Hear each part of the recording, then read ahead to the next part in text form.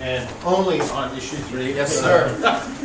I'm sure a lot of you are aware I am involved in a partisan election, but I've been asked to speak on behalf of the Alliance to roll back sales tax, and would like to thank the Ward 5 Democratic Committee for this forum, for all these important questions. I am actually one of the original 10 signers of the citizens petition, which has become ballot question 3. And ballot questions are, and one of the questions about it is, well, won't the legislature just ignore it? The ballot questions, citizen petitions, have a long, successful history, really from across the political spectrum. The state income tax is at 5.3% because of a ballot question. The tax rate on interest and dividends is also at 5.3%, but also dog racing is banned. Marijuana is decriminalized. The bottle bill, which has been important to our environment, was passed by ballot question. But the only way to pass sales tax reductions in Massachusetts is through citizens petition. The legislature has just proven time and time again that it will not. There are 6 principal benefits to rolling back the sales tax.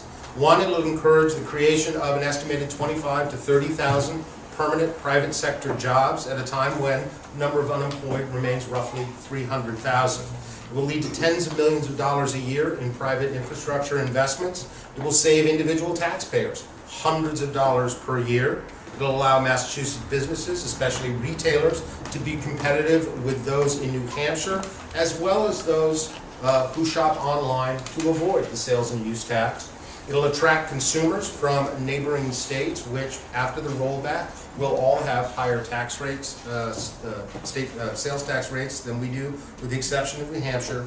By far and away, the largest benefit is that it will, depending on how you look at it, either force or encourage state politicians to finally get serious about cutting a government bureaucracy that even the Boston Globe, in a May 2nd editorial, called bloated and dysfunctional.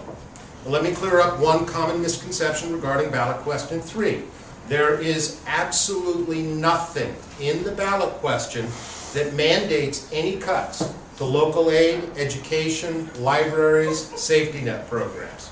In fact, it is entirely moot on the issue of spending.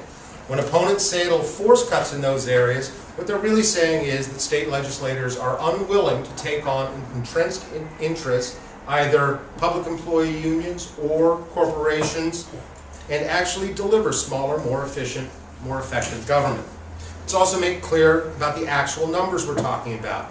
Opponents of question 3 like to talk about state spending as being roughly $28 billion.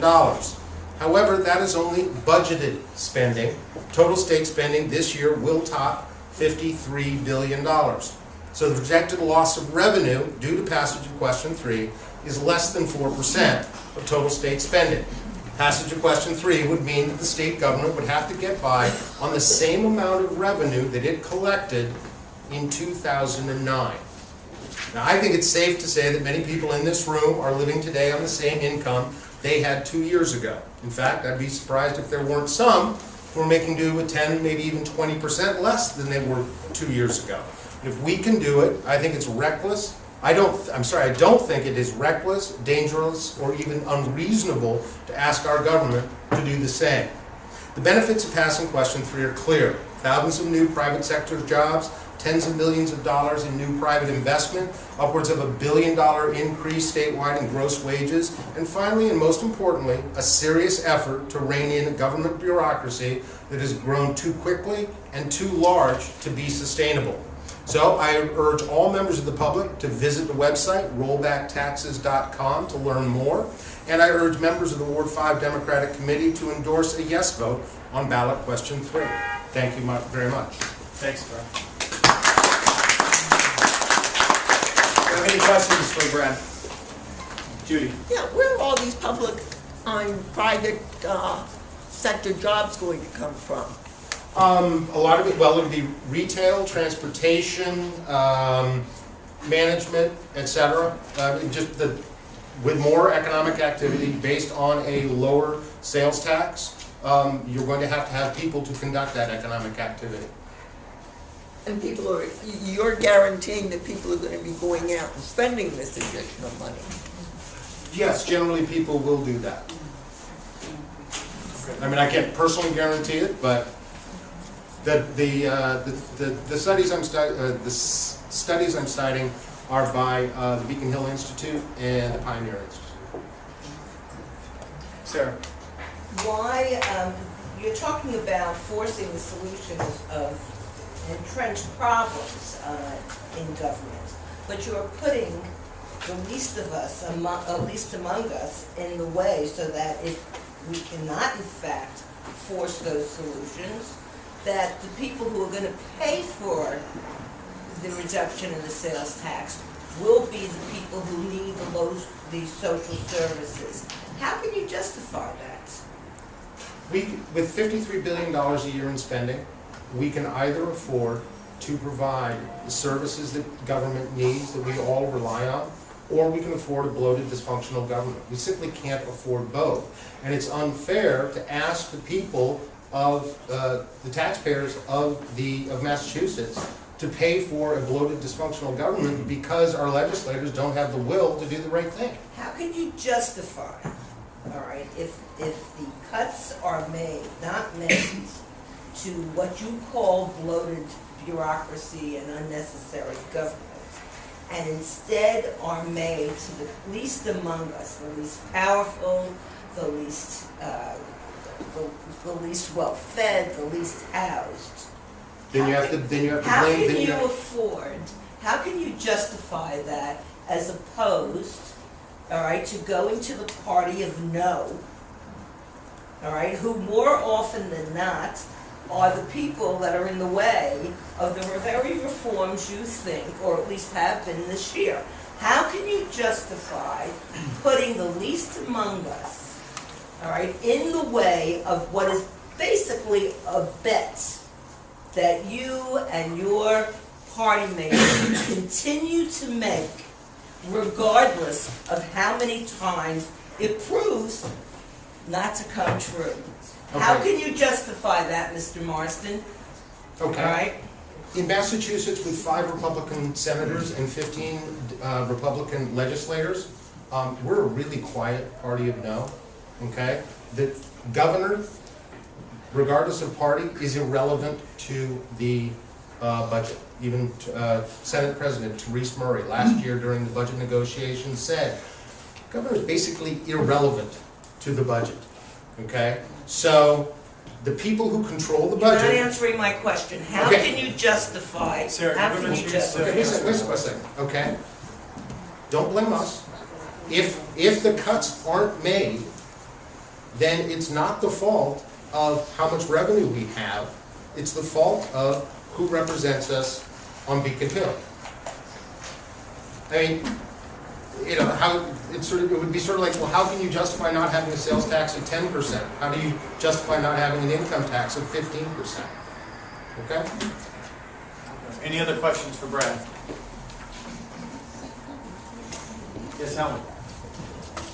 I'm surprised that you're saying that because the governor has already made very serious cutbacks in a lot of areas throughout the state. So how you can say that it's bloated when there are people who have been laid off in important services like firemen and teachers and so forth, that you can say that we have still more that we can lay off. That's not true. And secondly, you said that you expect people to take the difference in the tax. So they're going to say that 3.5% or 3.25%, and they're going to rush out and buy things and stimulate the economy and give jobs and all that stuff. The point of the matter, my understanding, is when the federal government had provided extra stimulus money and sent checks for whatever, you know, back to the people, they expected the people to take those checks and rush out and buy things. But the interesting phenomenon is people are smart. They put that money in their pockets and they put it in their savings account. They did not do that. And that was a surprise to the federal government. They didn't expect that.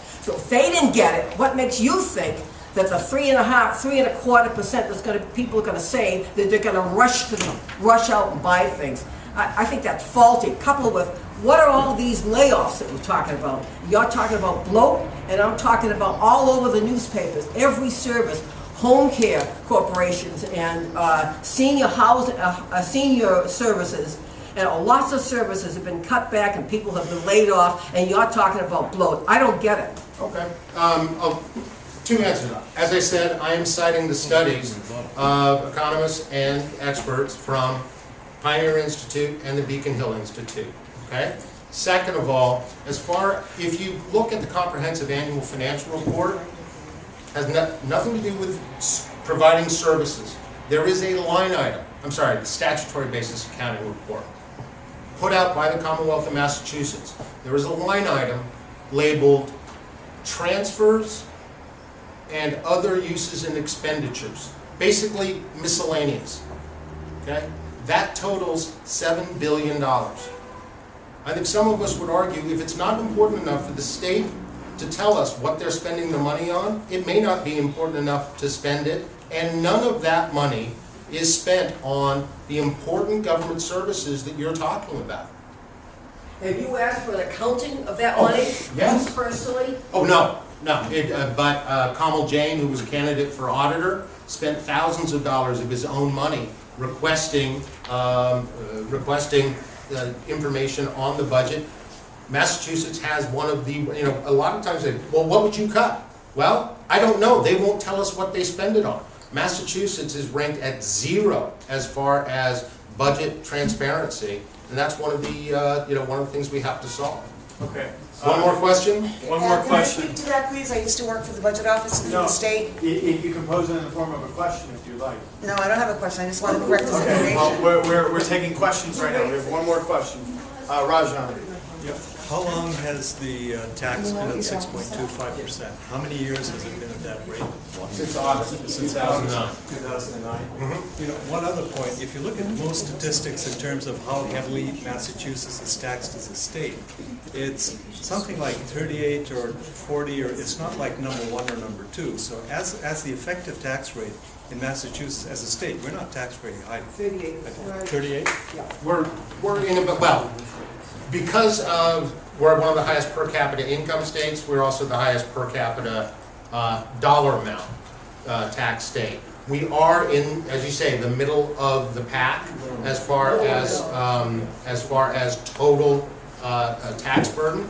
We have fortunately gotten away from the being known as Taxachusetts, but with $2 billion in tax increases in the last 2 years, probably a tax increase to fill next year's $2.5 billion budget deficit, we're moving back in that direction. I personally don't think it's a good thing, and the Alliance to Roll Back Taxes doesn't think it's a good thing either. All right, thank you, Brad. I appreciate it. Next up for the Vote No campaign on issue 3, we have